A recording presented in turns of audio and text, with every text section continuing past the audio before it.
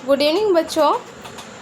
आज हम लोग क्लास 11 का अध्याय 5 का वन लाइनर देखेंगे, है ना। इस चैप्टर का नाम है बदलती हुई सांस्कृतिक परंपराएं।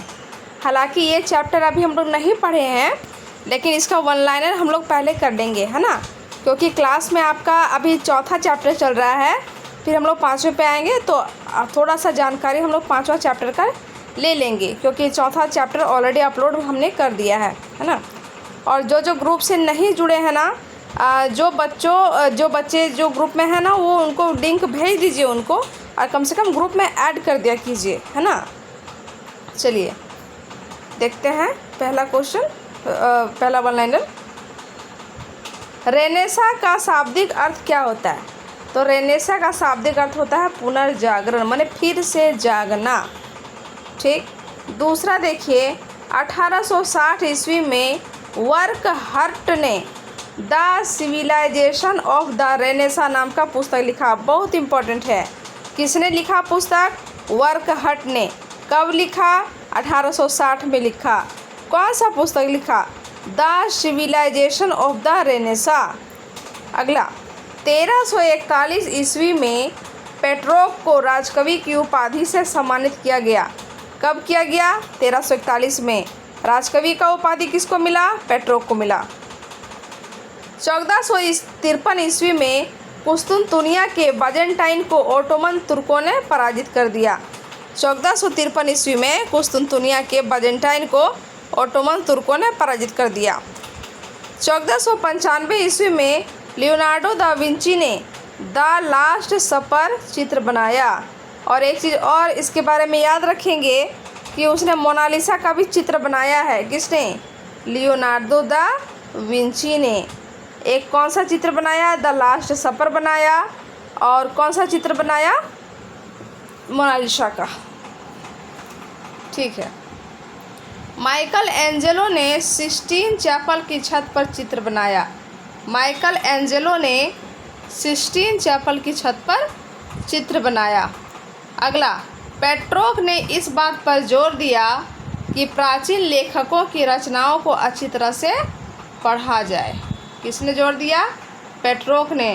कौन पेट्रोक? वही पेट्रोक जिसको राजकवि की उपाधि से सम्मानित किया गया था 1341 ईस्वी में।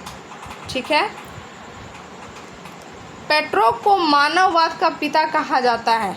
पेट्रोक को मानववाद का पिता कहा जाता है। नई संस्कृति को 19वीं शताब्दी के इतिहासकारों ने मानवतावाद का नाम दिया। अगला, फ्लोरेंस इटली के सबसे जीवंत बौद्धिक नगर के रूप में प्रसिद्ध हुआ। इटली का एक नगर है फ्लोरेंस, है ना। वो सबसे जीवंत बौद्धिक नगर के रूप में प्रसिद्ध हुआ और कलात्मक कृतियों के सृजन का केंद्र बन गया। अगला, मानवतावादी मानते थे कि मनुष्य ईश्वर की देन है, लेकिन इसे अपना जीवन मुक्त रूप से चलाने की पूरी आज़ादी है।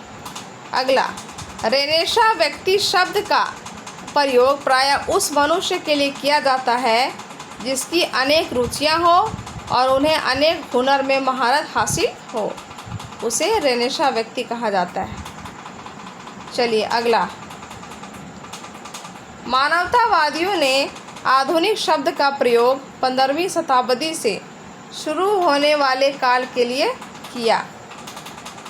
अगला, बेल्जियम मूल के एंड्रियास वेसेलियस पादुआ विश्वविद्यालय में आयुर्विज्ञान के प्राध्यापक थे। इसी समय से आधुनिक शरीर क्रिया विज्ञान का प्रारंभ हुआ। ठीक है। पेंटिंग के लिए तेल चित्र का प्रयोग होने लगा था। पेंटिंग के लिए तेल चित्र, ऑयल पेंटिंग बोलते हैं ना, वो प्रयोग होने लगा था। इटालवी कला का नया रूप यथार्थवाद का समावेश हुआ। ये परंपरा 19वीं सदी तक चलती रही। प्रथम मुद्रित पुस्तक बाइबल थी, जो गुटेनबर्ग के छापाखाना में छपा था।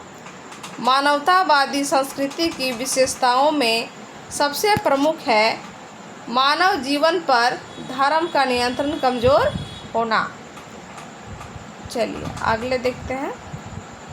सार्वजनिक जीवन में महिलाओं की भागीदारी बहुत सीमित थी और उन्हें घर परिवार चलाने के रूप में देखा जाता था। महिलाओं को मतलब उस ज़माने में थोड़ा कम सम्मान मिलता था।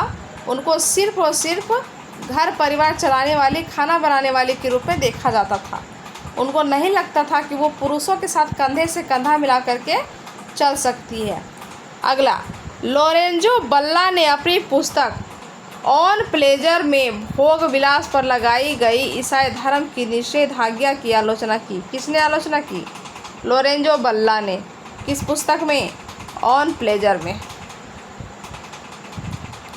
चलिए अगला देखिए। इसने अनावश्यक कर्मकांड को त्यागने को कहा।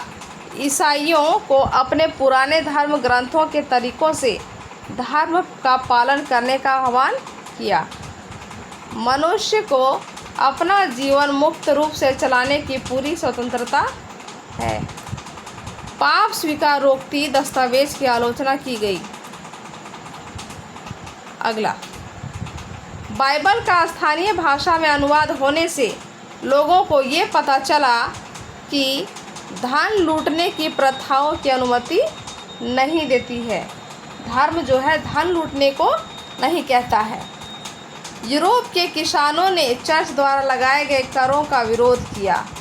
जब रेनेसा हुआ, पुनर्जागरण हुआ, तब यूरोप के किसान क्या करने लगे? जो चर्च जो टैक्स लगाता था ना, जो हम लोग टीथ के बारे में पढ़े थे, वो लोग उसका विरोध करने लगे कि क्यों हम भला टैक्स दें। अगला, राजा भी राजकाज में चर्च के दखलंदाजी से परेशान रहते थे, अतः उन्होंने भी इसका विरोध किया। मार्टिन लूथर किंग ने कैथोलिक चर्च के विरुद्ध आंदोलन छेड़ा, जिसको प्रोटेस्टेंट सुधारवादी आंदोलन कहा गया। प्रोटेस्टेंट सुधारवादी आंदोलन कहा गया। अगला, इग्नियस लोयोला 1540 ईस्वी में सोसाइटी ऑफ जीसस नाम का संस्था का स्थापना किया और उनके अनुयायी जो है जेसुइट कहलाते थे। कौन 1540 में सोसाइटी ऑफ जीसस संस्था बनाया? इग्नियस लोयोला ने। और उसके अनुयायी को क्या बोलते थे? जेसुइट बोलते थे। कोपरनिकस ने बताया कि पृथ्वी सहित सारे ग्रह सूर्य के चारों ओर परिक्रमा करते हैं। किसने बताया था? कोपरनिकस ने बताया था कि पृथ्वी सहित सारे ग्रह जो हैं, जो 8 ग्रह हैं, वो सूर्य के चारों ओर गोल गोल चक्कर लगाते हैं, है ना। ये सब उन्होंने कहा था कोपरनिकस ने। ठीक है, ये आपका वन लाइनर है। कैसा लगा वन लाइनर बताइएगा ज़रूर कमेंट करके, है ना। पहले आप इस वीडियो को पूरी तरह से वॉच कर लीजिए। ठीक है, थैंक यू।